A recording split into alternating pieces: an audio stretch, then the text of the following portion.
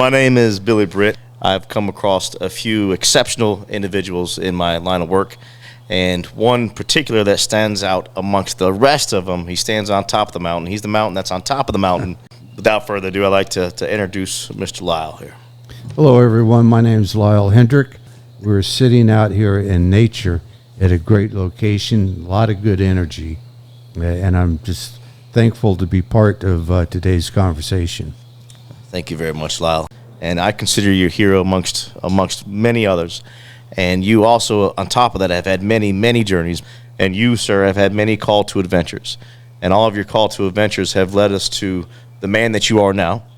And you've learned a lot of elixirs, a lot of wisdom throughout the years that you've been able to push on to me, and quite frankly, everybody that you come in contact with. The way that you, your demeanor, the way that you carry yourself, the way that you're so well spoken and very, very profound with your word. It has extreme meaning, and I believe it has more value than you may ever know. And the purpose of this podcast, on my side, what I wanted to do was I wanted to really set your legacy in stone, because one thing that is for certain is that none of us are going to be here forever. There will be a moment when I'm gone and these gentlemen here are gone and these trees are going to be fallen and replaced by new acorns hundreds of years down the road. But every so often, people cross your paths that I feel are important enough to let the voice of their word resonate and echo off the mountains for generations to come. And you, sir, are definitely one of those that has so much legacy and wisdom to pass on that I would like to see what we can learn from you, and I would like to see ultimately if we can find the meaning of life and also the importance of time and throughout this conversation with you. That being said, is there anything that is something that you want to start off with? Just that you're so kind. We all are on our own journeys.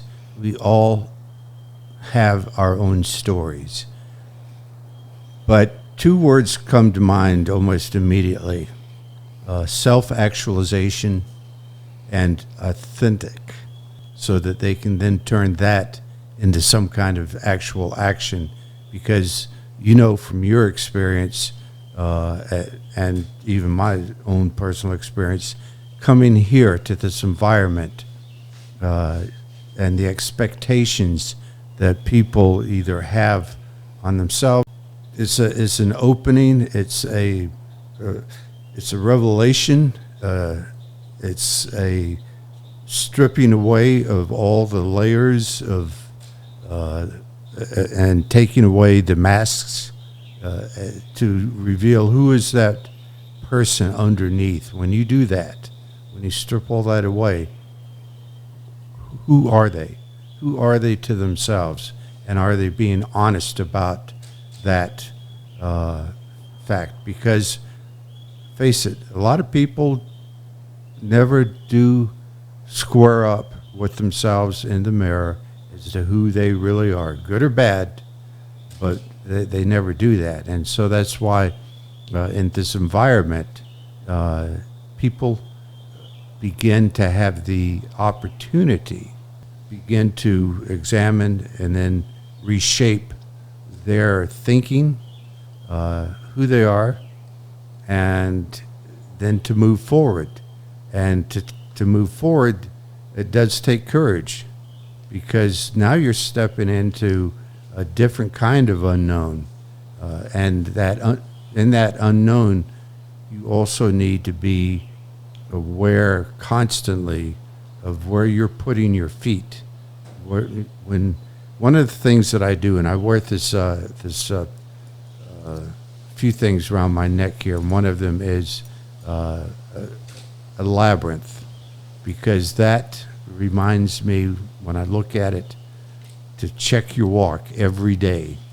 And it's true with us, checking our walk every day. And that's not easy, to stay self-aware.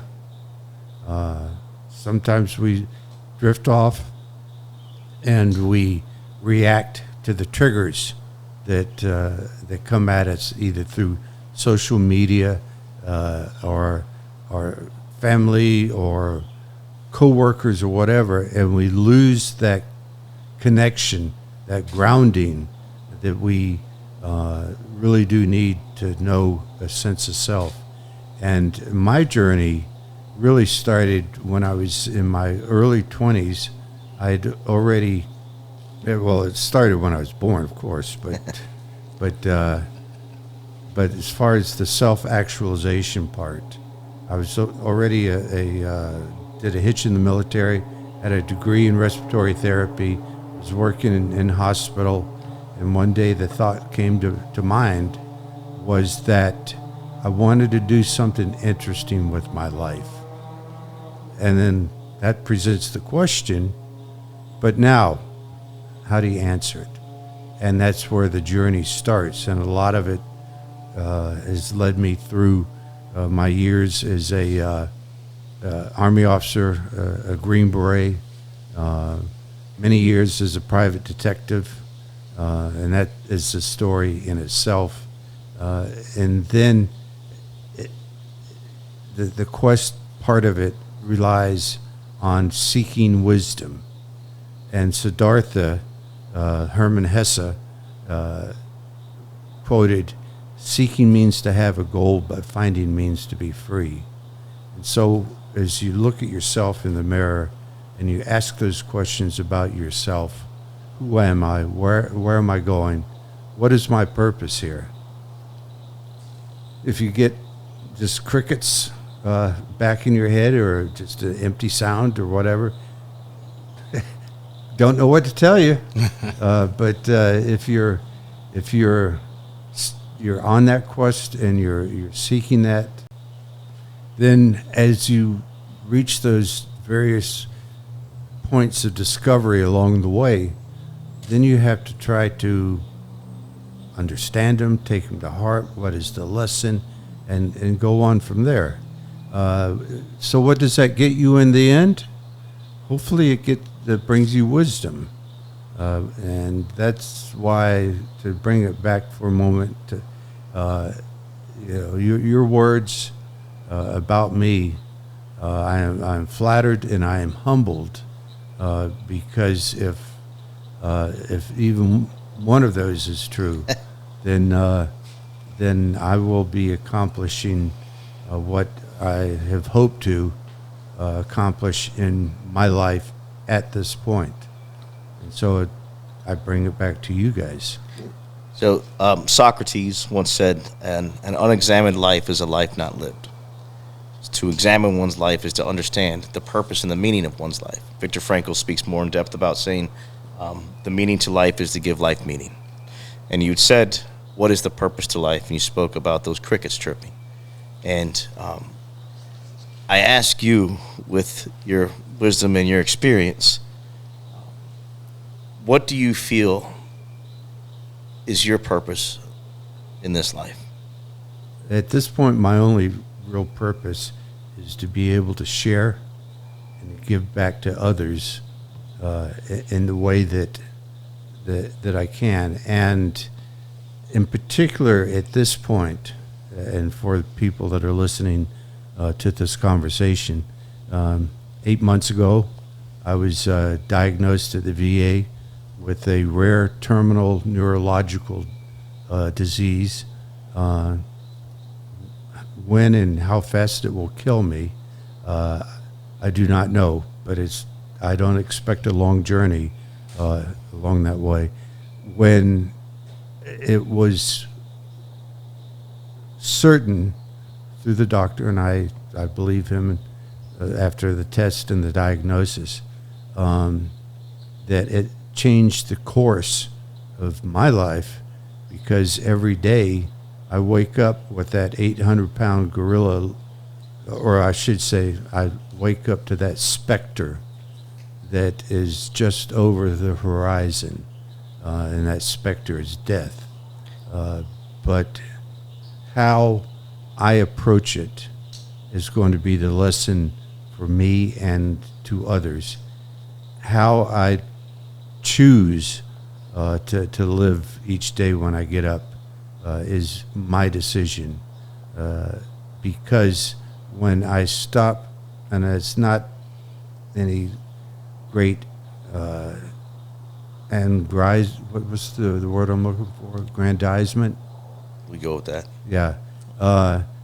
To say to the world or to the people around us, say, look at me, look what I'm doing. That's not the case. It's just like the leader. You lead by example, not by what you say, but what you do. And if people that I know within the PSP community is made up of either patients or caregivers, the fear, the uncertainty, everything about living with or around a terminal disease situation is, how are you going to live? You know, what example are you going to make, not only for yourself but for others, as you wake up with that specter in the morning and you say goodnight to the specter.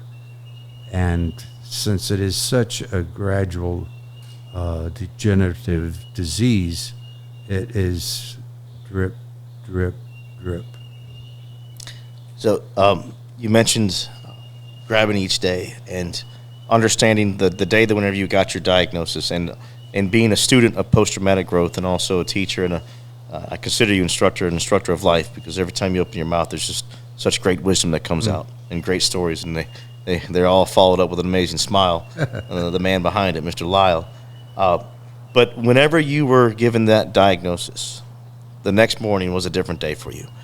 And how is your training with post-traumatic growth and understanding your diagnosis, how has that led you to any of the domains of PTG, whether they be deeper relationships, appreciation for life, new possibilities, spiritual and existential change? Have you experienced any of these domains, either an increase or a decrease in those after receiving your diagnosis?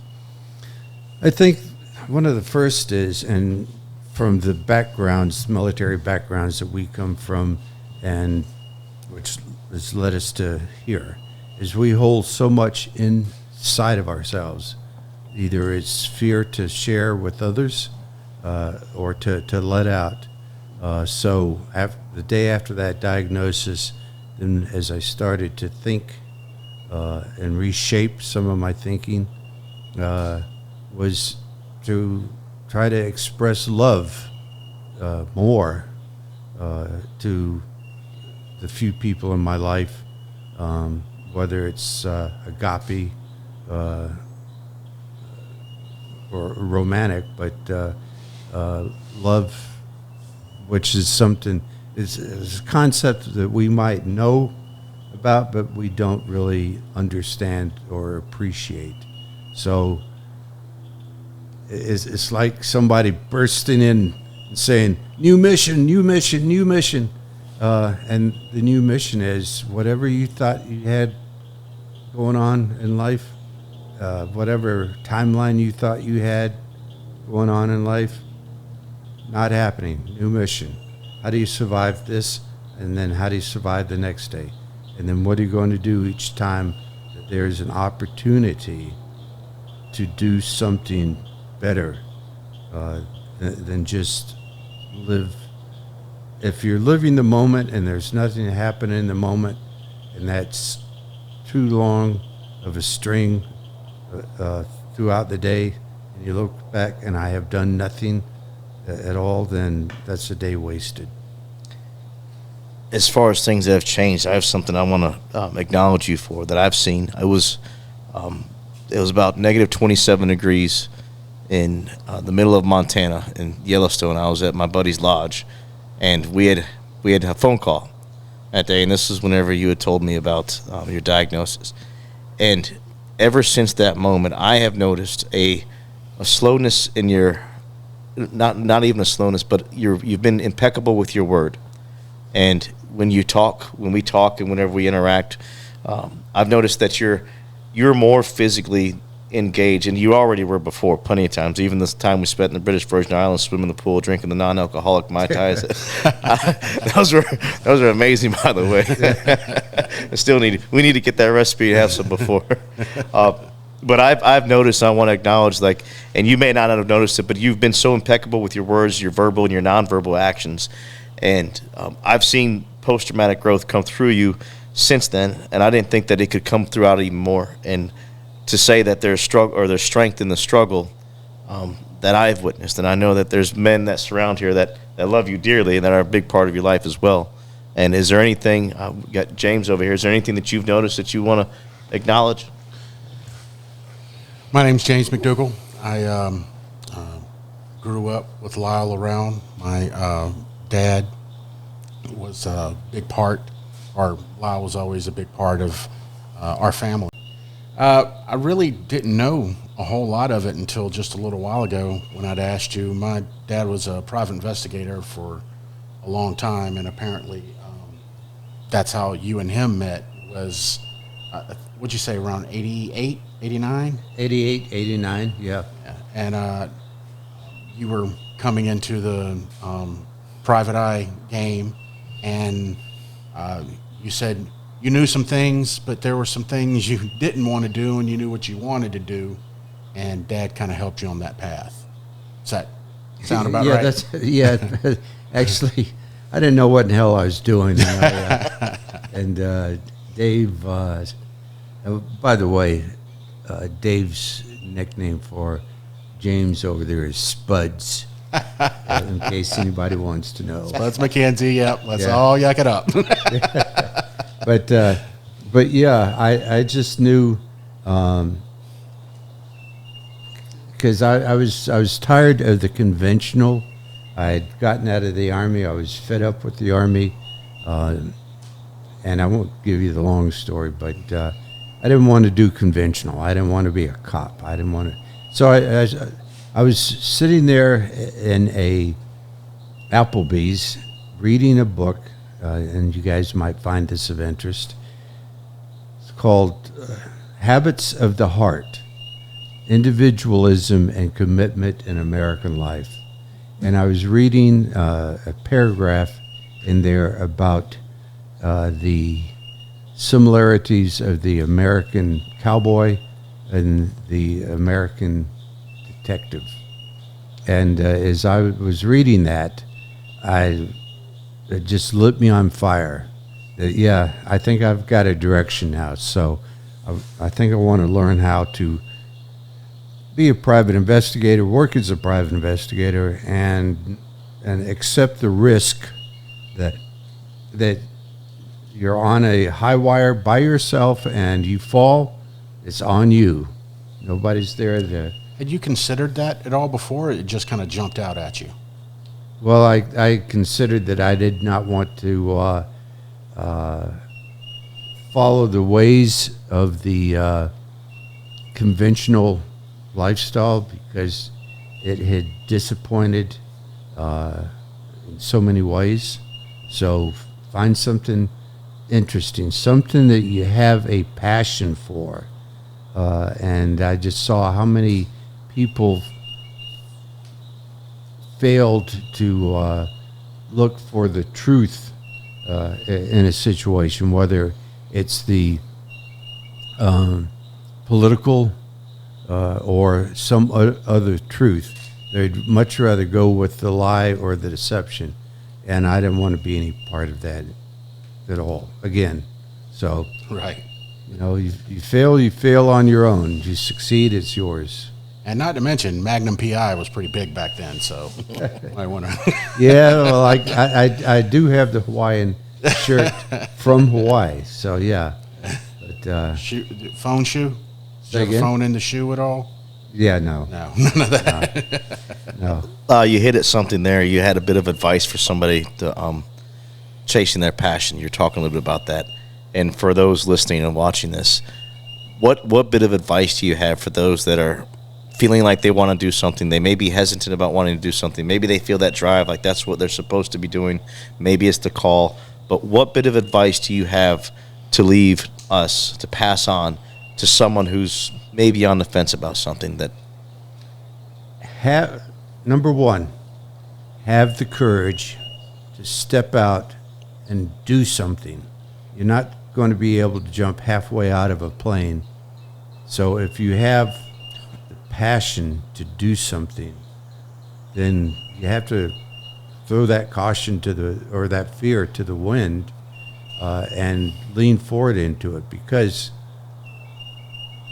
your energies, where are you going to place them? Are you going to place them into succeeding, or are you going to place them into, well, what if I fail? And what if you fail? Now, if failure is not terminal and you're able to get up, dust yourself off, and try it again, okay. What advice is given to children and young people when they seek or set out to do something and they fail at it? Whether it's climbing on the monkey bars or pursuing a PhD, what do you do? So courage, that's the number one thing. And also, never doubt yourself. There are always others to do that for you. That was a piece of wisdom that was given to me by another Army captain when I was in Special Forces, and there had been some things that had happened. But you start doubting yourself, and you're already working against it. I think it was Marcus Aurelius who once said, "We suffer more in imagination than we do in reality." True. And we make that mental prism inside of us that it's really not as bad as we think that it is. You spoke about failure, and you spoke about lessons of failure. And this is off the cuff here, or just what's one of the greatest lessons that you thought that you have learned potentially from a moment of failure in your life? Resilience, getting back up, moving forward. Yeah. One of the things about Special Forces, when you're going through the Q course and they're really hammering you on stuff, you start to doubt yourself. Can I make the end of this ruck march? Can I do this? Can I do that? And some of the training is there to make sure that you fail, because we have seen type A personalities that they never failed at anything. You will fail, whether you're going through your industrial hard hat diving, which can be lethal. Yeah, they tell us, they make a joke. There's a big joke in the commercial diving community that you only get one mess up, and that's generally your last mess up. You're not coming. If you mess up underwater, you're not coming up with air in your lungs, at least. Same thing with jumping out of an airplane. If you mess up, that's all you have to worry about. I do want to make sure we get that on a quote. What you said about you never jump halfway out of. Say that again. You never jump halfway out of an airplane. Yeah, you never jump halfway out of an airplane. You got to go full in, and I think from the time that I've noticed you, you've been friends with you. Everything you've done has been 100%. You haven't allowed time to slow you down. You haven't allowed anything that's going on around us. And even now to this day, I see you more active and more vibrant than I think I've ever seen you. And you're still, to this day, as we sit here and speak in this nice natural environment, I'll always picture you as someone jumping clearly out of a plane. That's perfectly fine. Yeah, make sure you make a good exit. A sloppy exit is not a good thing. Could end up sloppy. Yeah. Also joining us here, we have Daniel Navarro, and Daniel's been a good good friend, a good mentor, a great, amazing guy. Dan, Lyle, I got to know you 2 years ago through Coffee Group, and the thing about Lyle that I heard your name so many times, and I had yet to meet Lyle. Oops. I heard your name about trips. I heard your name about these things that you did in your life, and finally I got to meet you. And when I got to meet you, I tell you, every single time I have a conversation with you, it's always wisdom that you provide to me. There's never There's never an engagement that I've had with you that I never learned something from you. I've always walked away with something. And I see now why people move towards you. I see now why people, call your name in stories, as Billy and James have spoken about. My question in reference to what you were talking about, failure, was you were talking about resiliency, how you continue to get up and move forward. What is something that you use in your life to minimize those to minimize those failures? We're resilient, correct? We fall down, we continuously go down on a knee, and then we get back up. But is there anything in your life that you tend to utilize in order to minimize those failures? Wow, that is a good question. Perspective starts the process, and let me recount a little quick story from Iraq. We were out in the middle of nowhere. There's a security contractor, and we had big army with us, and there was a first sergeant, and there wasn't much of a little outpost that we had, but I watched this army first sergeant just chew out an E5, an older E5, just chewed his ass out, and I could see the frustration rising in the man's face, and once the first sergeant stepped away, I went over, called him over, and I said, "Remember 3 things. Nobody's dead or wounded, and there's no major property damage. We can deal with it. If any of those 3 things have happened, we can deal with it." And I've recounted that on a couple of different occasions. But again, understanding your situation, what is the situational awareness, making sure that you've assessed your failure properly, and give yourself some grace, because we've all been there. We've all screwed up at some point. But how did we recover from it? And how did that make us feel come the next morning or the next moment? Once we've given ourselves that grace, and it's like, well, that wasn't a great thing you did, but I think we'll all be okay, I think it's a pause button. Like you said, allow yourself the grace to hit that pause, to back up, to reassess the situation, and then come at it either a different way or the same way or even harder. I think that definitely sums it up. Yeah. You're right, because sometimes we don't move on if we don't give ourselves grace. We keep that inside ourselves. We talk about rocks, right? We carry those rocks. And I always felt that when we're resilient, it's because something happened.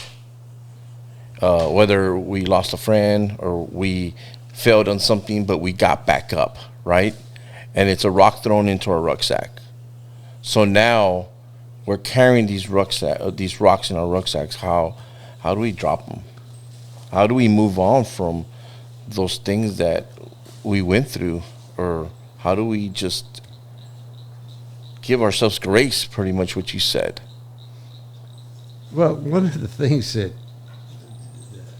just crossed my mind is some people think that rock or that problem can be easily dismissed into the vapor by a simple quote or something like that. Not that easy.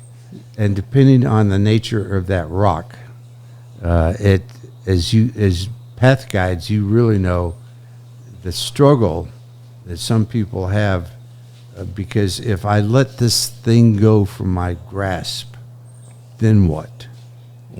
And that's the question. Then what? Do I feel free? Do I feel more insecure? Do I feel more angry? Do I replace it with another rock? You know, what? And that's part of the mystery. You know, that's part of the mystery, and that's why we're talking about things here. If I can find struggles from my past and to continue to utilize them. Struggle is a terrible thing to waste.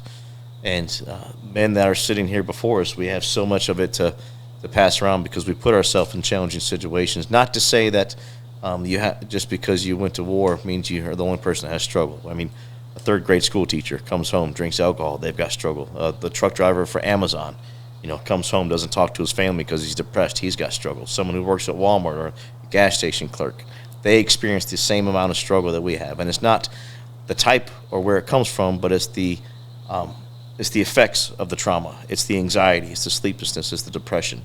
So for those of you listening, us as military and first responders, we don't think that we hold the monopoly on struggle. We recognize very well that has nothing to do with where we've been or what we've done, but the side effects, the effects of the trauma itself. And to get back on the point, I think that the effects of the trauma, the more that we bring them up and the more that we speak with them, speak about them to a trusted environment and a trusted group, the more that we can realize. And I go back to Aristotle, an unexamined life is a life unlived. I get to examine this over and over again, and I get to reuse this life in different new shades every time. So I think that's the pure power of struggle, is to continue to use it. A couple of thoughts have come up. Number one is, why me? Why is this burden on me? Why is this struggle on me? Another thought that comes up is, if enlightenment or awareness or understanding is not used for something, then what is its value? So somebody might go, aha, I understand. Okay, now what are you going to do with it? Because isn't that what growth is supposed to be about? It's not all fun and games. We know that, but the enlightenment, the growth. I'm not sure. You tell me. What emotion, what thought should you feel when you have that epiphany at that particular point? Epiphanies happen. I think that the direction that energy should be projected into is, you said, what do I do next? What now? Like, what do I put this energy into? I think it was Marcus Aurelius was quoted for saying, may have been Seneca, no wind is favorable if you know not which port you sail to. No wind is favorable if you know not which port you sail.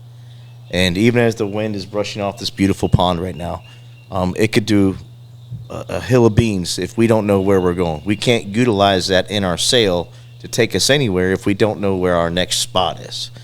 And if the struggle if we don't have a direction or a goal, and I'm not talking like a 30-year goal, I'm talking a 2-day goal here. Like I'm going to come home and be nice to my wife today goal. I'm going to not drink today goal. I'm going to hit the gym today goal. Things that are achievable. If we're not putting the struggle into something like that, then I don't think it gets used. I'm just thinking for a moment, but yeah, I think that people other than us that don't know or understand when the word struggle is brought up and what that encompasses, I don't know. I don't know what to say about them. Do they continue to be lost? Do they continue to not be productive? What do you guys think? I believe your body is resilient. It creates a capacity for these rocks. You never really get rid of them. I know we symbolically in the labyrinth get rid of them, but you never really get rid of them. You just kind of build the strength to deal with it. I've had several deaths in my past that really affect me, and it makes those heavy. you know, but there's no way that I can ever get rid of those rocks. You know, the memories of my dad, my mom, my grandmother, you know, friends of mine. I can't get rid of those. I won't. I refuse to. I'm not trying to overlook anything. I just think your body gets. And if you were able to get rid of it, now you have a void. So it's, to me, I think it's, your body invents different ways to handle these struggles. And I think here at the barn taught me how to turn the struggle into struggling well. So I was up in New York building a bridge. Spud's dad, he'd come through, and his wife at the time. And the long story short is Dave suffered a severe aneurysm, which eventually took his life. I still remember, even as I'm talking about it right now, that a dear friend of mine drove me for 5 hours from where we were in New York to Boston because Maggie was keeping him on the ventilator, even though he was brain dead at that time. And Spuds got into the same hospital to share that same space with me and a few others. But and when they were getting ready to say it's time that we pull the plug on him, and I went back there and I had a good cry with Dave before saying goodbye. But the thing that you just mentioned, Spuds, was, when does the rock become a gift? That's my whole point of sharing that with you. When does the rock become a gift? So, I think in reference to the rock, I battered women's children with my mom, right? My father was very abusive. And I carry that rock. And every single time I'm able to share that with individuals and just show myself being present here in where I'm at in my life, thriving, because I do feel like I'm thriving right now, because I'm at a 180 compared to 3 years ago. And every single time I share my story, I am carrying the rock, but I'm chiseling it. I'm making it smaller to be able to share that story with those to hear my story, so it inspires them to know that, you know what, Dan went through all this and he's here right now. So that I feel that that's where it turns into a gift, to be able to inspire others, to be able to have those to move forward. Because we still carry that rock, but we start chiseling every single time. It stays there. It might be a crumb, but there's always going to be there till it turns into a speck. I've got one to add to that, and your question was, when does it turn into a gift? And for me, it just did whenever you guys were saying it. It literally transcribed into a gift as you were talking about it, and you're explaining. Dave is your dad's name. I get it. When you were talking about that, I was under my brow, looking over there, just watching your reaction, and I couldn't imagine. I'm almost getting teary-eyed now. I couldn't imagine being in a room or being young. I'm looking at my sons now, if they ever had to be around to where someone had to decide to pull the plug on me. And I'm also thinking about my father's perspective, if I ever had to do that to him.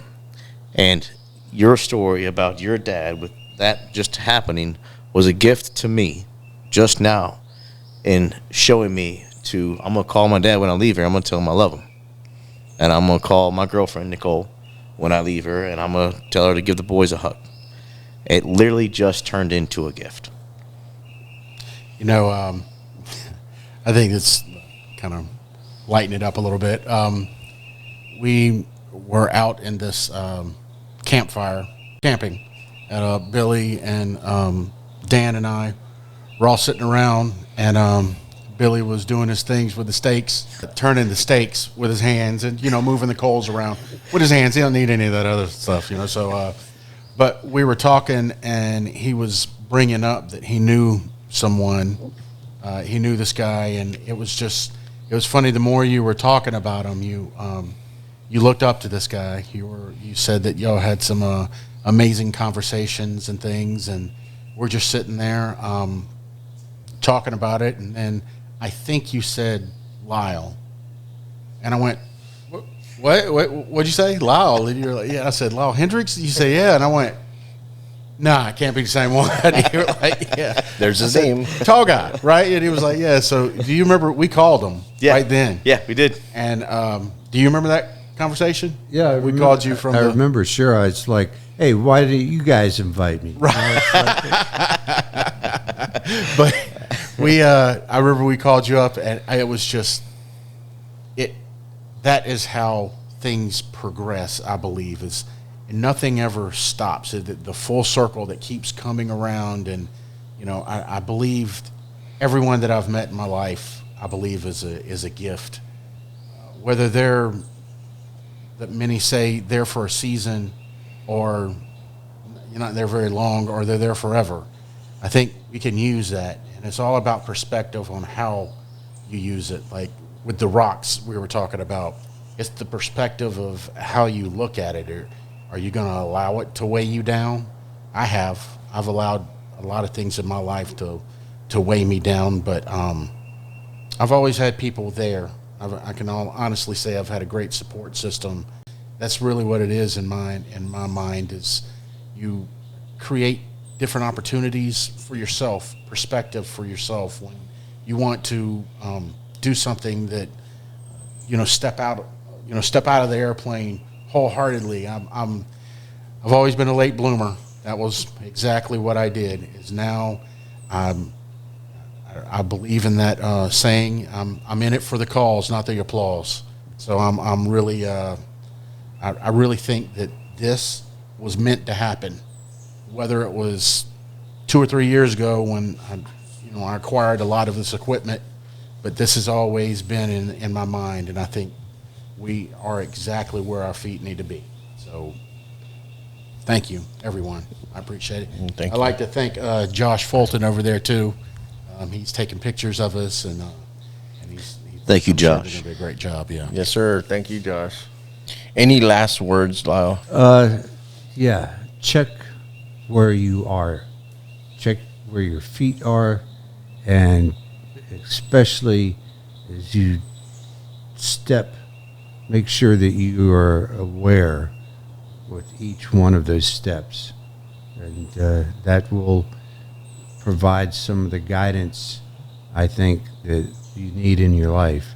Just be aware, be present where your feet are. I know you had spoken about, before we close it up, you said something about time. For those of us listening, we didn't get a chance to talk about time in episode 2 about time. Sure. Yes. That works for me. It gives it gives us all a chance to think, reflect, inquire, value what is time.